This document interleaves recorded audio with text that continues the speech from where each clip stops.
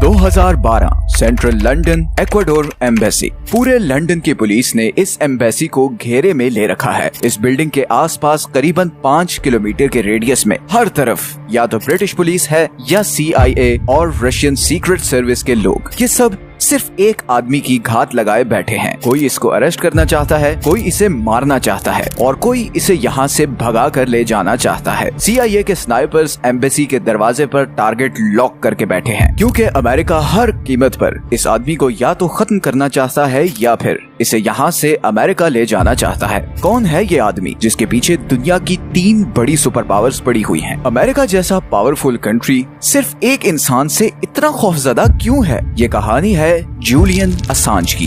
एक ऐसा आदमी जो दुनिया की सुपर पावर्स को लिटरली घुटनों पे ले आया, मगर इसने आखिर ऐसा क्या किया था कि अमेरिका, रशिया और UK हर कीमत पर इसे हासिल करना चाहते थे? आइए जानते हैं इस सवाल का जवाब। सच ये है कि इस वीडियो में जूलियन असांज 1971 में ऑस्ट्रेलिया में पैदा हुआ। सिर्फ 16 साल की उम्र में वो दुनिया की 3 टॉप ऑर्गेनाइजेशंस का डेटा हैक कर चुका था। नासा, पेंटागन और लॉकहीड मार्टिन, अमेरिका की सबसे बड़ी जंगी जहाज बनाने वाली कंपनी। हैकिंग कम्युनिटी में उसे मैंडैक्स के नाम से जाना जाता था। 1991 में असांज एक कैनेडियन टेलीकम्युनिकेशन कंपनी का डेटा हैक करते हुए पकड़ा गया और उसे 2 साल के लिए जेल भेज दिया गया। 1993 में जेल से छूटने के बाद असांज ने यूनिवर्सिटी ऑफ मेलबर्न से computer programming and mathematical engineering की डिग्री में एडमिशन ले लिया और फिर अगले 12 से 13 सालों तक असांज बहुत ही लो प्रोफाइल रहा। फिर 2006 में 35 साल की उम्र में उसने एक वेबसाइट बनाई जो दुनिया के सबसे ताकतवर लोगों के लिए एक डरावना ख्वाब साबित होने वाली थी। उस वेबसाइट का नाम था विकीलीक्स। इस वेबसाइट पर कोई भी आदमी सेंसिटिव इंफॉर्मेशन या डॉक्यूमेंट्स अपलोड कर सकता था और किसी को भी डॉक्यूमेंट्स अपलोड करने वाले की आइडेंटिटी नहीं पता चल सकती थी। वेबसाइट लॉन्च होते साथ ही उस पर डॉक्यूमेंट्स अपलोड होना शुरू हो गए। लोगों ने ऐसे डॉक्यूमेंट्स अपलोड करना शुरू कर दिए जो इंतहाई सीक्रेट थे। 9/11 से लेकर यमन में होने वाली ड्रोन स्ट्राइक्स, अरब वर्ल्ड में करप्शन और इवन ग्वांतानामो बे में कैदियों के साथ होने वाले सलूक के डॉक्यूमेंट्स। असांज इन सब डॉक्यूमेंट्स को ओपनली पब्लिश करने लगा। अब क्योंकि इस वेबसाइट्स ने ये डॉक्यूमेंट्स कहीं से चोरी नहीं किए थे और ये तो कोई और लोग अपलोड कर रहे थे, तो ये documents as a proof court में यूज हो सकते थे और इसीलिए बहुत से पावरफुल लोगों के लिए खतरे की घंटी बज चुकी थी। लेकिन अभी भी विकीलीक्स को लेकर कोई खास बज़ क्रिएट नहीं हुआ था दुनिया में। और फिर 2010 आया। विकीलीक्स पर कुछ ऐसा पब्लिश होने जा रहा था जो सब कुछ बदलने वाला था। My fellow citizens, at this hour, American and coalition forces are in the early stages of military operations to disarm Iraq, to free its people, and to defend the world from grave danger. 2010 में Iraq में मौजूद एक 22 साला American intelligence analyst Chelsea Manning ने कई हजार pages की classified documents American military computer से डाउनलोड करके विकीलीक्स पर अपलोड कर दिए।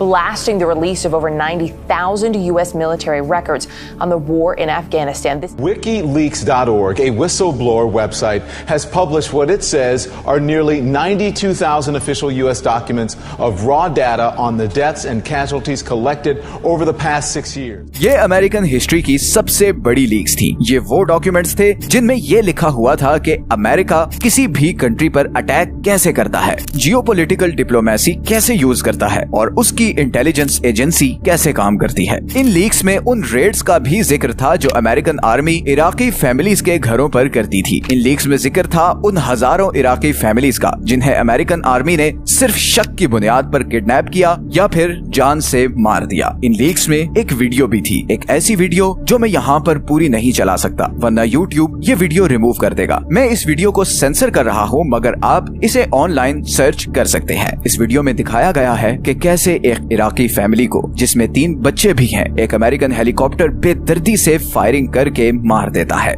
और आप बिलीव नहीं करेंगे मगर ओरिजिनल वीडियो में आप इस हेलीकॉप्टर के पायलट्स को हंसता हुआ सुन सकते हैं। उनके लिए मासूम लोगों को मारना ऐसा था जैसे कोई गेम हो।